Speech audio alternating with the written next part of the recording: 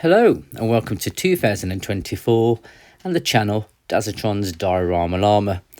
So if one of your New Year's resolutions is to build some custom diorama bases for your action figures, then this is the place to be.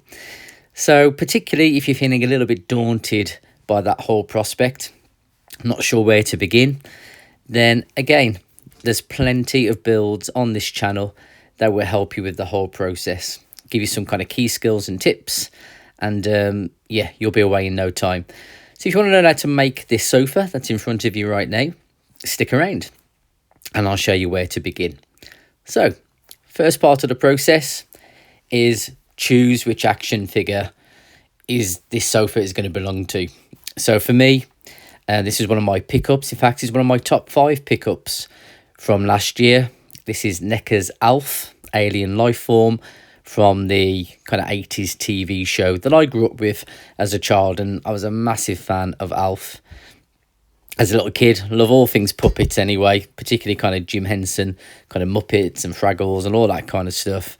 So even though this wasn't part of kind of Jim Henson's creations, I still love this show as a child. So once you've got your action figure, whatever that might be, then just get a kind of scrap piece of paper and just start to work out what your dimensions are going to be for your sofa. So you might have something very similar to what I'm doing here. You might use the same dimensions that I'm using here, or you may go for your own. But it's really important that it fits the figure that you want to display on this diorama piece. So I'm just getting an idea of the width of this sofa. So I'm thinking this is going to be a 2-seater. So I'm just dividing that in half there and just seeing if I can fit both of them on there. Get an idea of the size of the kind of backrest. And you don't have to be very good at drawing for this. This is really, as I said, just to get an idea of scale. And so those are my armrests in place there. And I'm just dividing up the back there as this would be a 2-seater sofa. This would work really well for things like Teenage Mutant Ninja Turtles, some of your Marvel Legends figures, kind of like Spider-Man. I kind of think of Spider-Man and his friends, another show back in the day, where he had this sofa that kind of lifted up and he revealed his kind of secret base, which was really cool. So there's lots of things that this would work for. So I've got a piece of styrofoam here. This one's just over 2 centimeters or just under 1 inch. Styrofoam comes in all various kind of sizes and shapes. In America, it often comes in a blue form. Here in the UK, it tends to come in this kind of grey, as you can see here. But it is different to the kind of white styrofoam with the little balls that you get in a lot of packaging. So it's much more dense than that. So I'm just doing a side profile here of the seat as well, just to see if his butt's going to fit on there. And then we've got really a template then to kind of work from. The great thing about this is you don't have to stick rigidly to these sizes. It's just giving us an idea so we don't end up having a seat that's either too small or too big. So the next thing to do is to start to measure your drawing. So you can see here the width of my sofa is 14 centimeters. And then you can see the rest of the dimensions there. And you can pause this if you want to stick to the same dimensions that I'm using. There's, as I said, a little bit of difference to the finished piece. But again, this is a starting point. So the overall height is around about 10.5 centimeters. And between the kind of sofa cushions and the backrest, 8 centimeters there. And then from the side view, so I've already cut this styrofoam to roughly the size that I need it. As you can see there, that's not a very nice cut. If I wanted a much better cut, then it's really important to invest in a tabletop styrofoam cutter. I'm sticking with the handheld version here that I've used since I started this channel, just because it's a lot cheaper.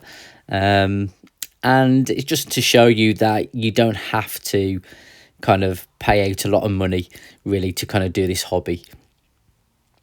I suppose the most expensive bit of equipment that you might need to buy is some sort of protective gear, because burnt styrofoam does release toxic fumes, and it is toxic. It's toxic to your nervous system. So you do have to be extremely careful. In my early days of creating these videos, I didn't use any of this stuff. I just had the window open, and that's not enough really. Either work outside completely or do wear protective gear, really important. So once you have cut your pieces to size, because I'm using the handheld cutter, which is not as accurate as a tabletop version, I'm just using a piece of sandpaper there just to smooth these down and get them looking a little bit more precise. So once I've done that, the next thing to do is to divide up your piece into two halves. Now I say two halves, I actually want a little bit of overhang, as you can see there. So I've kind of used 5 centimeters and 5.5 centimeters, just so there's a little bit of overhang with the seats on the sofa. So I'm now going to split this in half again. And again, your measurements might be different. So once you've found the halfway point, just use a pencil, or you can, if you don't want to actually create a line in the styrofoam, which pencil will do that, or pen, use something like a Sharpie pen. So these are roughly the size that I need them. All I need to do now is to kind of get them into the shape. So you can see there again, the one side is cut really neatly, so that's the side I'm using to line up. And then the other side, which isn't cut quite as neatly, I'm going to use just to kind of get it to the right size and pull off the bits I don't need. Now, just another safety tip, do use a safety ruler, which is a metal ruler, if you're using a craft knife. If you're using a saw, just try and kind of start a groove just to help you kind of cut into that a little bit easier. And you could also use a floristry knife. There's lots of things you could use to cut styrofoam. It's very easy to cut through. So you can see now I've got my backrest, I've got the base of the sofa, and I've got the kind of cushioned seats. And the great thing about this is that I've just been able to use this from the kind of 1-inch styrofoam. So I haven't had to cut it down any further, which is really handy. So I'm just using another piece there just to kind of get an idea of how high I want these armrests to be. And I'm just placing my preferred action figure in place just to see if it fits still.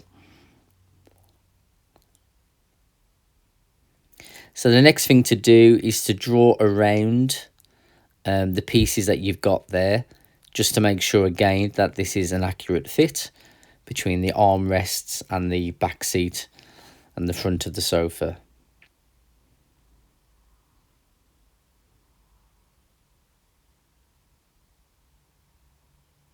So again, I'm just deciding how high I want those arms to be. And then once you're happy with your template, you just need to cut that out again, either using the wire cutter or a knife, whatever you prefer. So I've cut my 2 parts. Again, these are just rough cuts because I'm using the handheld styrofoam cutter. So just checking that these fit, which they do. So I'm just going to cut down these pieces a little bit more accurately than they were before. Again, if you're using a tabletop cutter, you won't need to do this. If you are using a floristry knife or a Stanley knife, whatever type of craft knife you might use, it is better to do some kind of smaller or lighter cuts, so then you don't kind of chip away at the styrofoam or damage it. So yeah, I've just realised I haven't got a protective kind of cover for my tabletop, so it's really important that you do that so you don't make any marks in your table. And the nice thing about the floristry knife, because it's got such a long blade, is that you can use it in lots of different ways, particularly good for kind of carving shapes, making them look a little bit more kind of organic, which you'll see a little bit later. So I'm just going to use that knife again just to make sure both of the armrests are approximately the same size.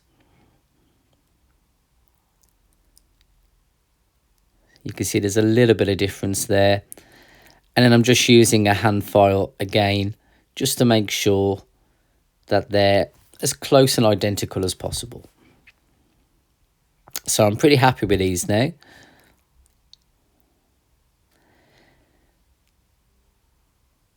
So I'm just going to smooth out any of the edges, because it's really important that you've got a close fit when you put all of these pieces together, particularly when you're going to glue these pieces.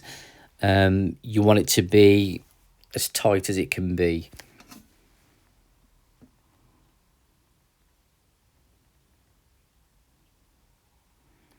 So I'm just going to assemble all the various pieces and just make sure that it's how I want it to look.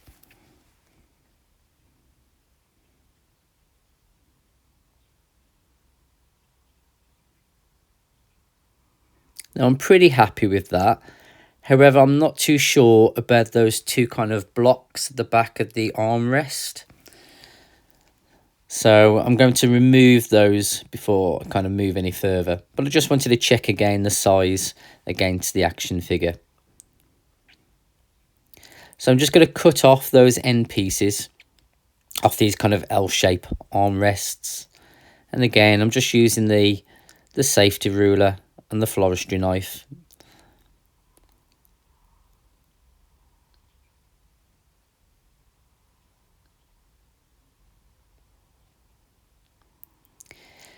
Now, I want to start to make these kind of seats look a little bit more like a sofa, really. Look a little bit more organic, more like it's kind of a soft furnishing.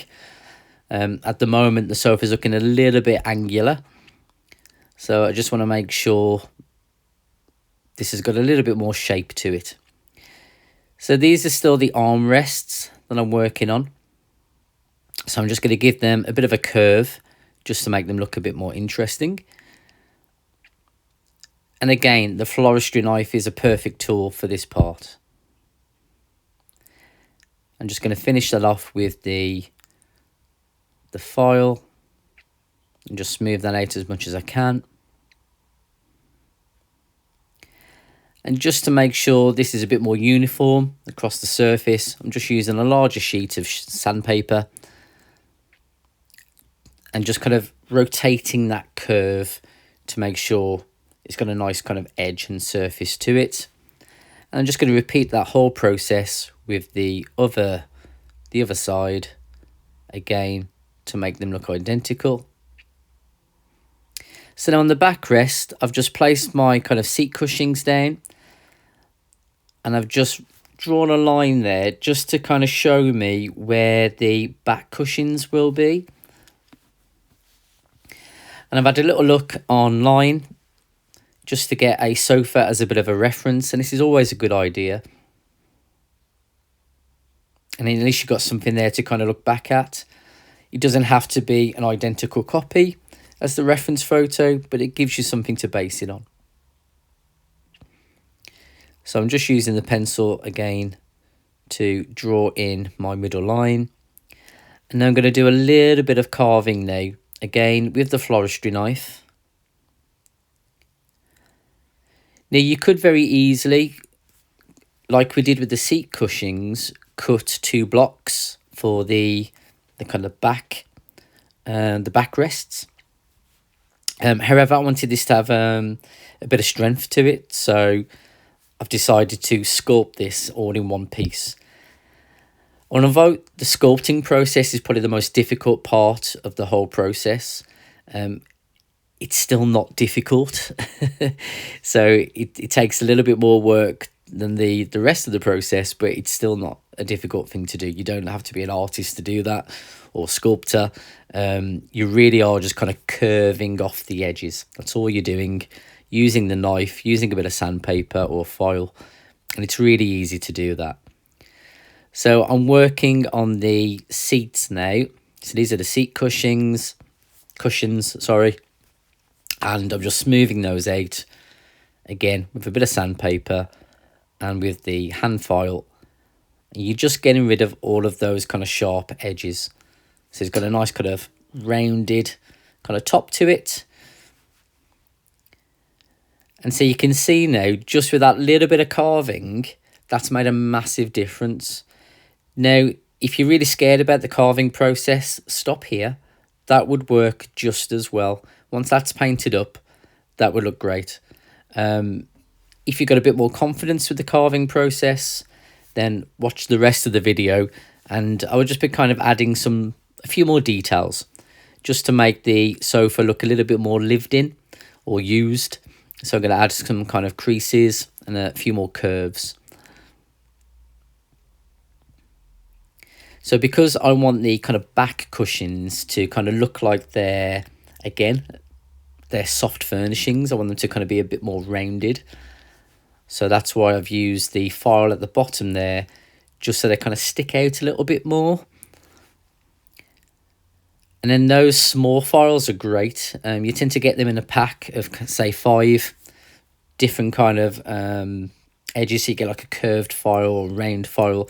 And they're great for kind of adding these kind of little extra touches. And they're really cheap as well. Easy to pick up from a kind of a handyman store. So I'm using actually a wet and dry sandpaper there, which is much finer than the regular sandpaper, just to kind of give it a smoother finish. And then I'm looking at some kind of leather settees because I want it to have that look. Not necessarily it's made of leather, but it to look like it's been sat on and used. So I'm just trying to create a little bit of a sag here. Because you notice that, don't you, with settees, after a while, after you've been sitting on them for a while, they kind of start to sag over time. So I'm just using the floristry knife just to create a bit of a curve there between the 2 corners. So I want the corners to kind of stay upright. So it looks like the stuffing started to sag over time. So this is the trickier part of the process. And that's what I was saying. You don't have to do this if you don't want to. If this is a little bit daunting for you and it's your first time using styrofoam, then you don't have to go this far. So I'm starting to add some creases, just using these small files.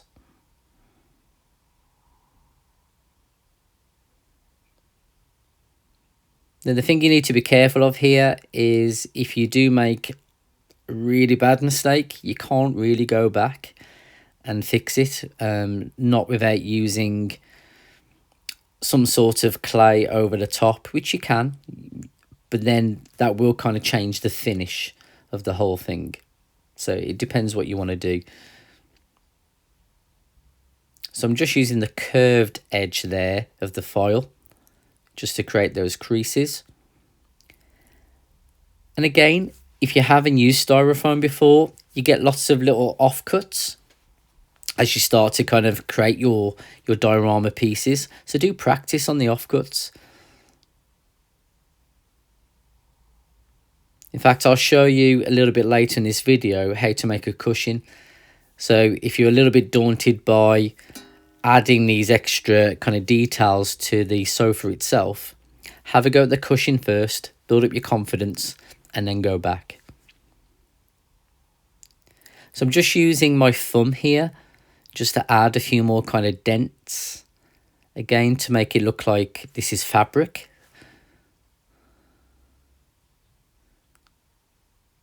So you can see how easy the styrofoam is to sculpt or shape, even just using your fingers.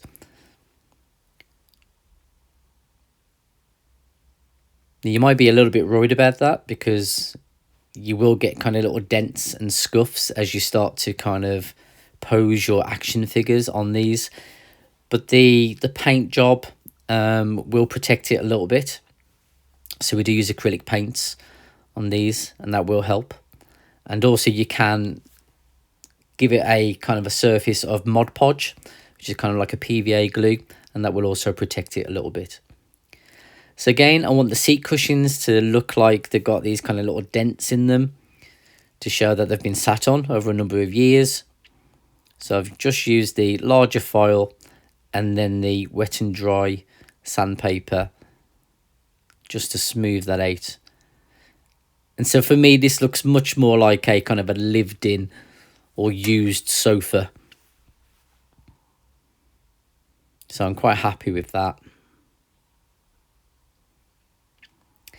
So the next part of the process is to glue all of those pieces together. So I'm using Gorilla Glue here, and I'm using this epoxy crystal clear Gorilla Glue. So this comes in kind of two parts. And as you mix the two kind of liquids together, it creates this really strong glue. So I'm just going to squeeze a little bit out on a scrap bit of card. And then you'll need some sort of mixing tool that you can throw away afterwards. So I'm just using one of these corn on the cob skewers.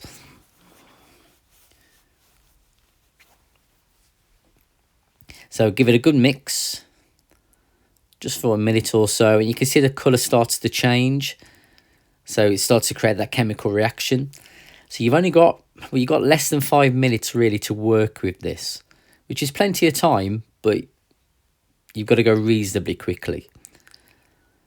So I'm going to take a reasonable amount of the glue and just spread it on. So obviously you're spreading it on the side where you want it to be attached.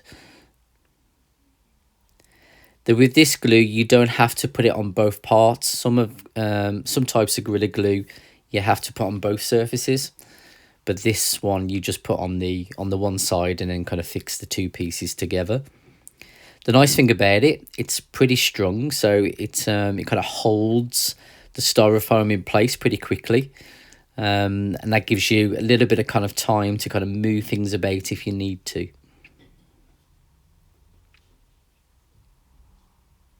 Now for the seat cushions, I only need a small amount of glue. So I've got just enough there from the bit that I mixed up.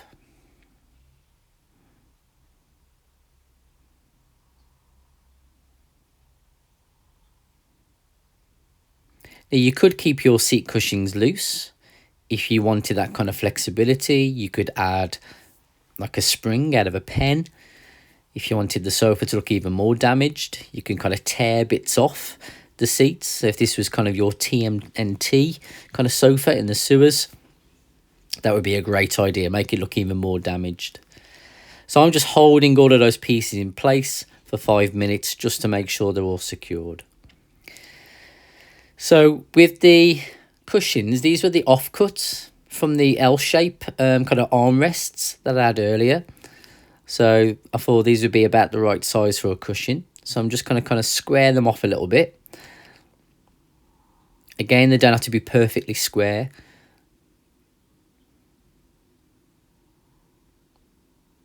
And I'm just using the floristry knife again.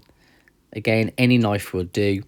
Because this is still that 1-inch styrofoam, which is a little bit thick, I'm just going to cut that down to size a little bit more. You can see here, because the knife isn't very sharp, can you see how it's kind of created that texture? So it is really important that you keep your knife sharp. You'll get a much better finish. As I'm going to sculpt this quite a lot, I didn't feel I needed to do that too much. So I'm just smoothing down all the sides, all the edges, all the corners. And again, because this, a cushion cover is kind of filled with stuffing, it tends to be thinner along the edges. So I've just kind of tapered off each edge into more of a point.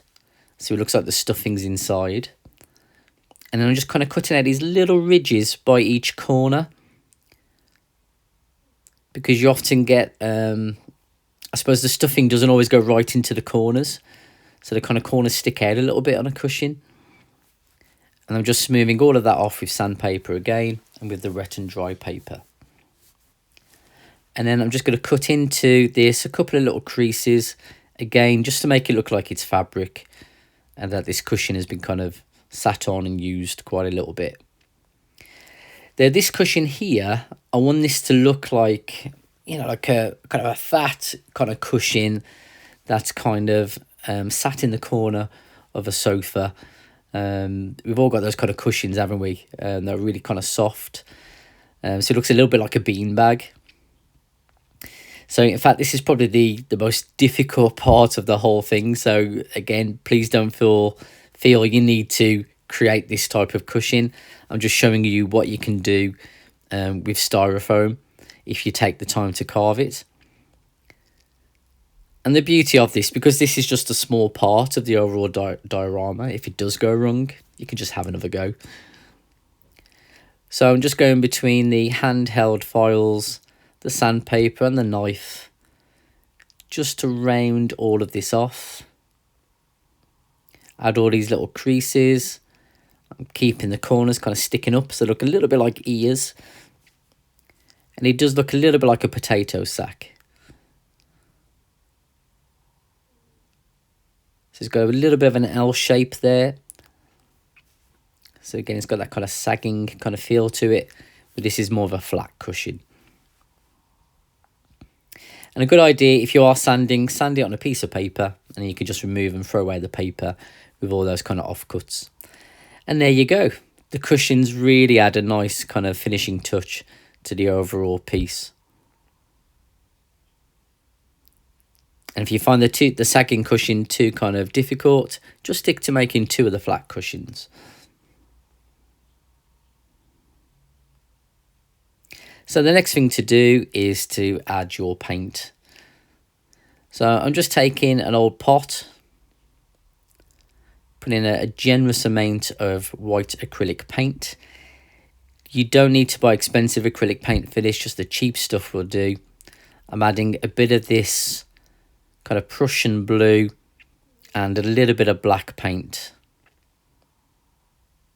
A bit more of that blue, until you're happy with the colour. The reason I've chosen blue is because the character I'm placing on here is Alf, who's predominantly this kind of orangey brown. So he's really going to stand out against that blue.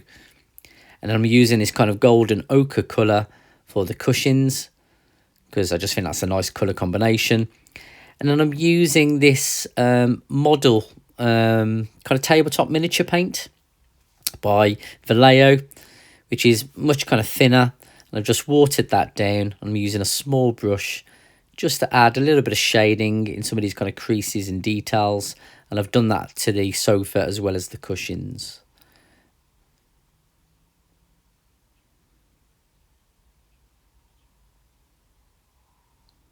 You could also use Games Workshop paints as well, or Warhammer paints if you have them for this. But the thinner consistency of the acrylic works better for those kind of details. And there you have it. So there's Usagi Yojimbo from Teenage Mutant Ninja Turtles, having a nice little afternoon nap. Well, he's not really having a nap. He looks very angry, actually. And there you've got Alf in place with his popcorn.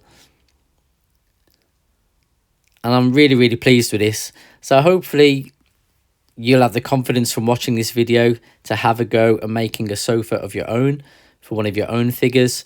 If you've enjoyed the video, please do like and subscribe. Do spread the word.